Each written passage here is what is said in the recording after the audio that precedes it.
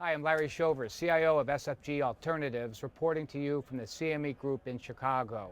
Well, today, December the 11th, an unusual day, at least in the equity market. Equity markets rallied, a rally we haven't seen in a long time. Major averages hitting 7-week highs midday today.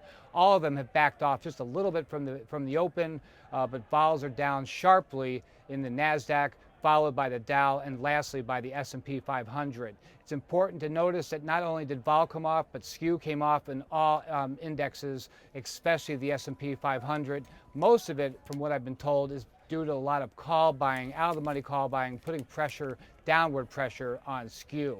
Moving on to FX. FX was a mixed bag, but basically down on the day as the dollar fell just a little bit. The only outlier today was New Zealand dollar option vol. That was up higher on the day on some really stunning housing report numbers that came out overnight. But generally, G7 vol was flat to a little bit lower on the day. Oil vol is a different story as well. Oil vol's down. Oil vol's not following, or at least oil price isn't following the risk-on rally that we're seeing today. Oil is down just a little bit. Vol down as well, although term structure is actually a little bit steeper today, as there's been a little bit of buying in the short 1 to 3 month durations in oil.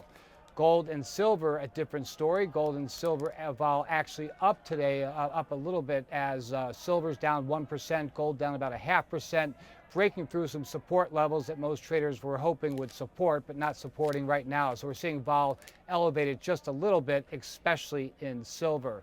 Ag's a different story as well. Ag vol unchanged. We have a big report that came out this morning. Most of vol was sucked out of the options early on in the day, but day on day, vol's about flat, except for soybean vol, which fell about 0.5%, 3 to 6 month vol. I'm Larry Shover, CIO of SFG Alternatives, reporting to you from the CME Group in Chicago.